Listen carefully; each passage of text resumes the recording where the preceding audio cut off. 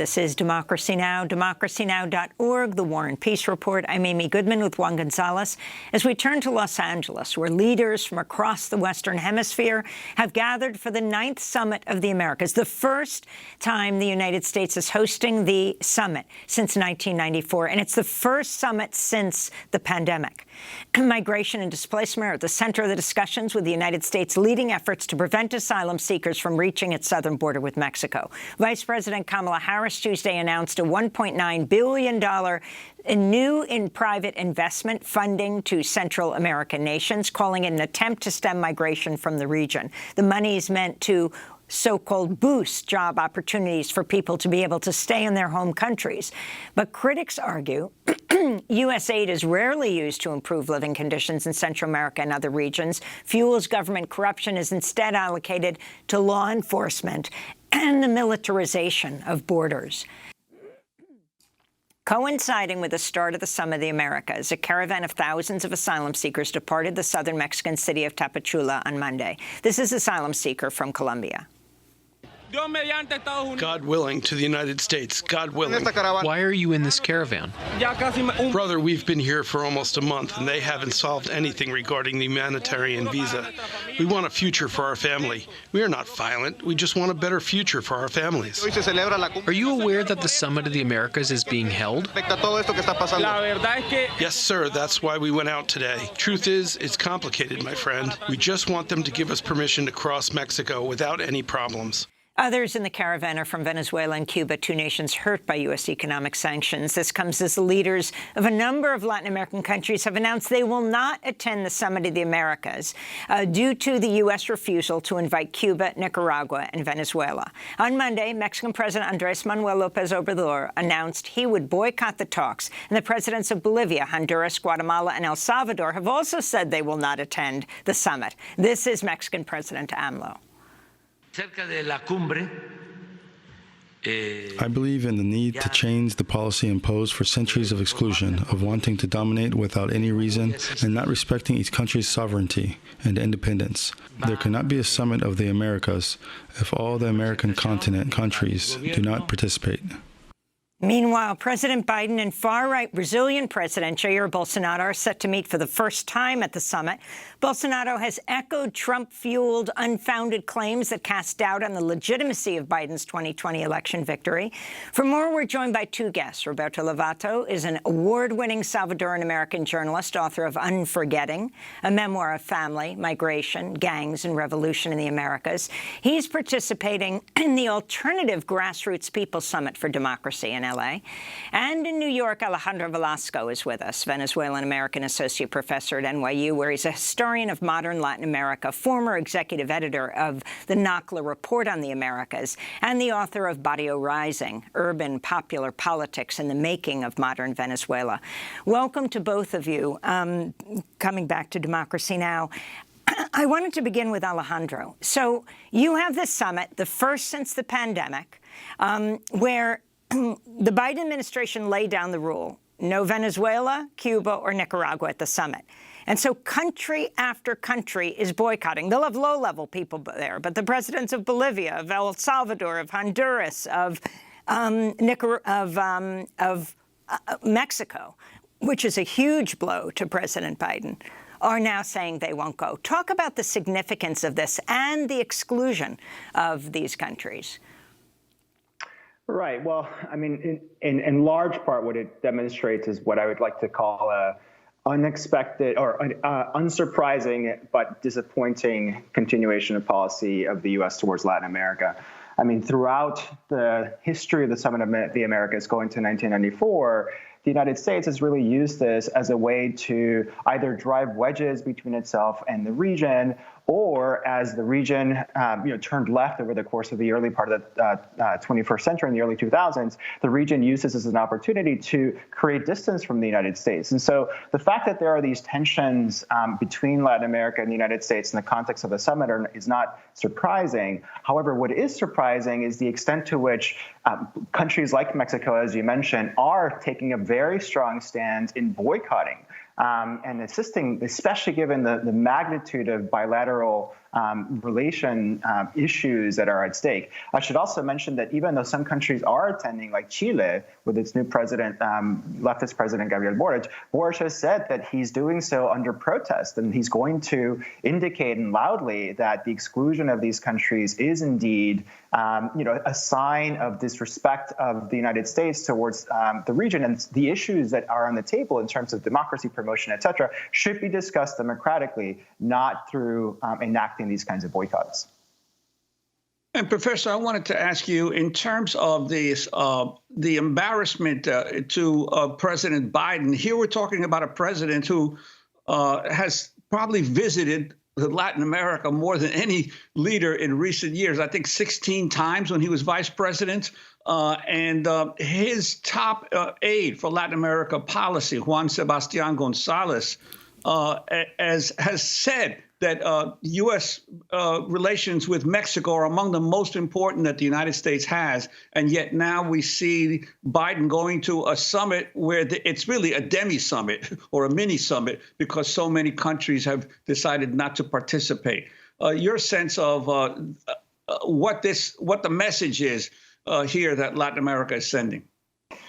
Well, the message that Latin America is sending is that regardless of the ideological positioning, you have countries of the left like Xiomara Castro in Honduras, and certainly AMLO in Mexico saying we will not stand for this kind of hegemonic imposition. But even countries on the right like El Salvador or Guatemala, they're also not attending because they have other kinds of differences with the United States. And so there's a message of staking an independent ground. But I will say this regarding Biden, and as you rightly said, his long sort of presence in the region. I think partly what this demonstrates, again, is this tremendous disappointment on the part of some in Latin America that Biden actually is continuing some of the Trump-era policies that are largely dominated not by bilateral concerns or concerns about Latin America, but really much more by domestic concerns. Places like, Florida, Texas, and others, where the right has really driven policies towards exclusion of certain countries of the region vis-a-vis the United States. And the idea that Biden might reverse some of those Trump-era policies, to the extent that Cuba aperture under Obama, and then also aperture towards Venezuela to some extent, given oil necessities in the present. And yet none of that has happened.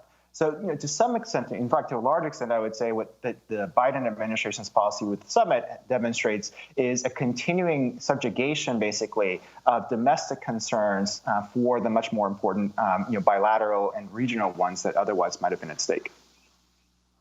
Yes, I'd like to bring in Roberto Lovato as well. Welcome back to Democracy Now!, Roberto.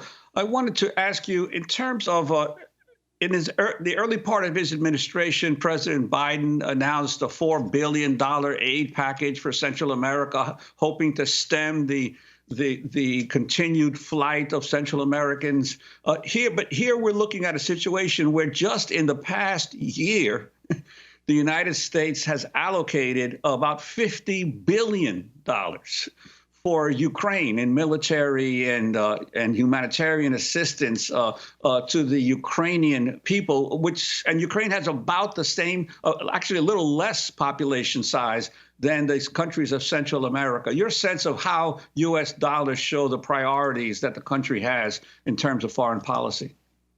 Yeah, before anything, Juan, I just want to say that even before it started, the Summit of the Americas is, without a doubt, a failure of hemispheric proportions and a global embarrassment for the United States and for the Biden administration.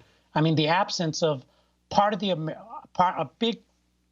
of millions, the leaders of hundreds of millions of people absent at this summit shows that the Biden administration's talk about this being the most diverse, that's a direct quote, summit ever is a farce. And so in terms of where the money goes in U.S. policy vis-a-vis Ukraine versus Central America and Latin America, a lot of us in the Central American community have kind of noticed that when Ukrainian children and mothers came fleeing extreme violence and legitimately asking for political asylum, they were received with open arms. They were not caged and separated like children from Guatemala, El Salvador, and Honduras were and are still being abused in places like the gulags of Texas.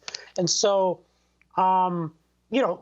Vice President Harris was charged with dealing with immigration and dealing with Latin America.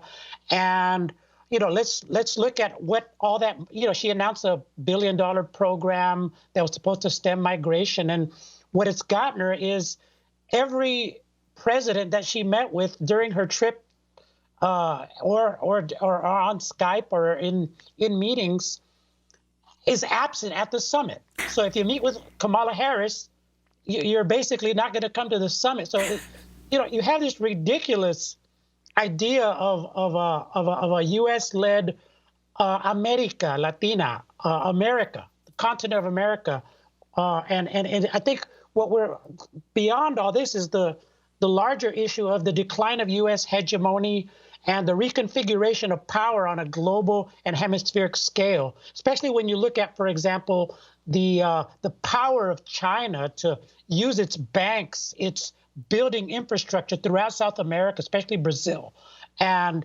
its trade partnerships with countries throughout the hemisphere are creating, I think, an opportunity for Latin America to play the U.S. and China off against each other to their benefit. And that's part of what we're seeing here in the speeches like AMLO's, who, by the way, has his own contradictions. Even though he makes nice speeches, go look at what he's doing to Central Americans and Haitians, for example, and it's not as pretty as the speeches sound. So it's an interesting summit that could benefit Latin America. Roberto, I'm looking at a piece just out from AP, and it said that Biden became concerned that even his Brazilian counterpart, Bolsonaro, wasn't going to skip this week's summit.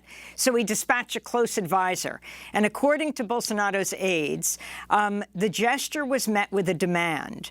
Bolsonaro said he would attend the Summit of the Americas only if Biden granted him a private meeting and also refrained from confronting him over some of the most contentious issues between the two men. He didn't want any criticism over deforestation in the Amazon or warnings about the questioning of the Brazilian electoral system's reliability as he prepares to campaign for another term. Can you comment on the significance of this, and also saying that he won't meet, Biden would not allow Cuba, Venezuela, and Nicaragua at the same time that he is preparing to meet with Mohammed bin Salman in Saudi Arabia?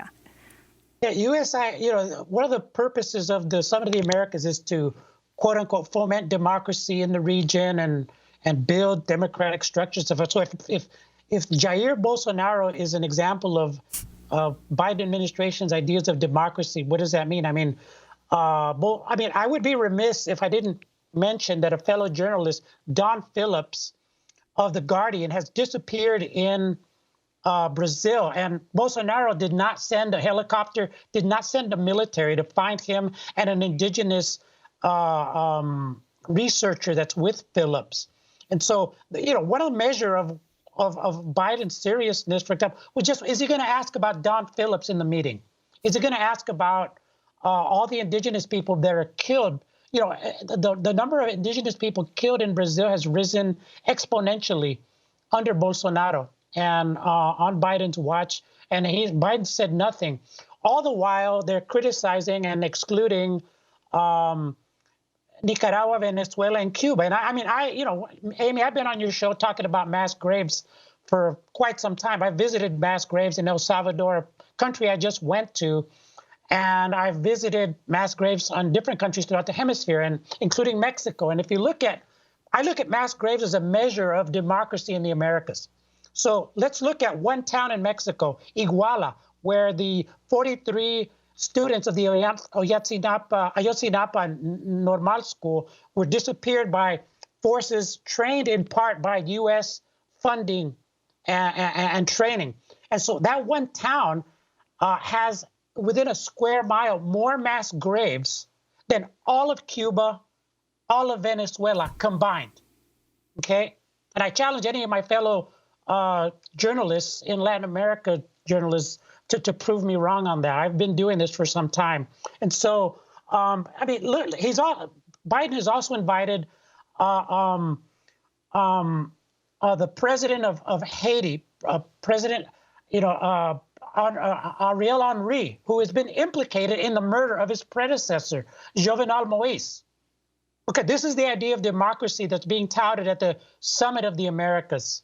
And so, Colombia, Ivan Duque, it has blood all over his hand over the last couple of years in assassinations of social movement leaders, indigenous people, and others who are critical of the Colombian government, which is now hopefully going to take a turn left. The most recent polls are saying that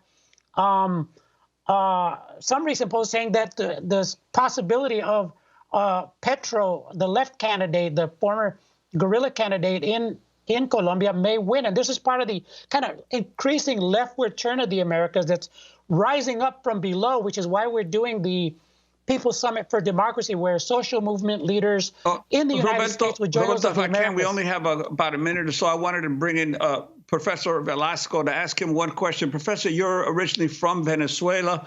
I wanted to ask you, the United States and the European Union still officially recognize Juan Guaido as the president of Venezuela. I'm wondering your sense of how the U.S. policy toward Venezuela has affected the situation and how Latin American countries regard the U.S. Well, I think this is an indication slightly of what Roberto was talking about, of the massive disconnect between a fiction or a facade of the summit and reality on the ground. The reality on the ground in Venezuela is that Juan Guaido and the interim government that he represents actually has very little standing, even within the opposition. There's tremendous amounts of dissension, of discontent within the opposition ranks towards Guaido, in part not only because of failures to accomplish any of the stated goals, but also indications of corruptions that have besotted the interim government of Guaido, as he calls it. And so, the extent that the Biden administration continues to prop up Guaido is really an indication not only that it has very little sense of what the reality is on the ground, but it actually has no policy towards the region. And I should correct you quickly that actually lots of countries in the European Union, even though the European Union as an entity does continue officially to recognize Guaido, lots of countries in the European Union have distanced themselves from Guaido. And so, the Biden administration continues basically these Trump-era policies with no sense of changing them to actually attend to what's happening in the region, rather than perpetuating policies that have clearly failed. Well, we want to thank you, Alejandro Velasco, NYU historian of modern Latin America, and Roberto Lovato, Salvadoran American journalist. As we continue the issue of the summit, as Presidents Biden and Bolsonaro are at the Summit of the Americas, members of an indigenous delegation from the Amazon rainforest are also in Los Angeles. But they're calling for the protection of the Amazon and the people who live there. On Tuesday, I spoke to one of them who said he's been blocked from entry. Domingo Paez, an Achuar leader from Ecuador, Territories Coordinator of the Amazon Sacred Headwaters Initiative for the Confederation of Indigenous Nationalities of the Ecuadorian Amazon, which represents 11 indigenous nationalities from the Amazon. We attempted to attend the Summit of the Americas on the first day, and neither myself nor Atosa were allowed in. Our attempts to be registered and to be credentialed were rejected. We're here because we're here to send a message to the world, to the developing world, about the importance of protecting the Amazon rainforest as an incredibly important ecosystem for the planet, for the well-being of the planet. Domingo, because President Lasso of Ecuador, your country, is there, and also President Bolsonaro, the far-right president of Brazil, are there, the Amazon, of course, in Ecuador and Brazil, what message do you have for them and also for President Biden and for the rest of the world? You may have been denied entry at the beginning of this summit, but now you have a global stage at Democracy Now! Thank you for this question. This is my message to our president, Guillermo Lasso, and Brazil's Bolsonaro. All of the people on planet Earth are aware of the climate crisis. Every single human being is concerned about our future. Despite that, President Lasso continues to expand licenses to drill oil and extractive projects in some of the most intangible indigenous territories. He must stop giving more licenses for oil drilling in the Amazon territories. He must respect us. He must consult indigenous communities because we are organized across Peru and Ecuador. This is affecting a huge area of the forest, an area we call the Sacred Headwaters, where 30 nations have come together across Ecuador and Peru to permanently protect this area for all of humanity. This biodiverse rainforest that we want to protect for our life. We want to stop this expansion of oil and mining. President Lasso needs to act with conviction and courage to move beyond the extractive model that's destroyed our homeland. We also call on President Bolsonaro to become more humane, to respect indigenous people's rights, and to respect the rights of nature. Our communities believe rivers, trees, every being, visible or not, is a living thing deserving of respect and rights.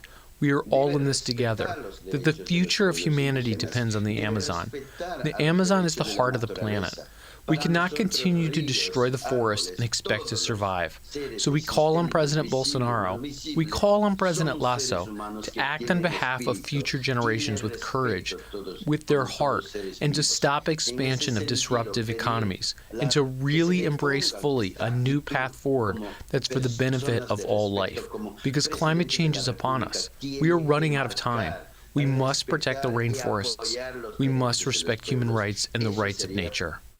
Uyunkur Domingo Pérez Nompichkai, an Ecuadorian indigenous leader with the Amazon Sacred Headwaters Initiative, speaking to us from Los Angeles outside the summit. He was denied entry inside. Next up, we get an update on the search for British journalist Dom Phillips and Brazilian indigenous protector Bruno Pereira, who've gone missing in Brazil's Amazon after receiving death threats for their work. Back in 30 seconds.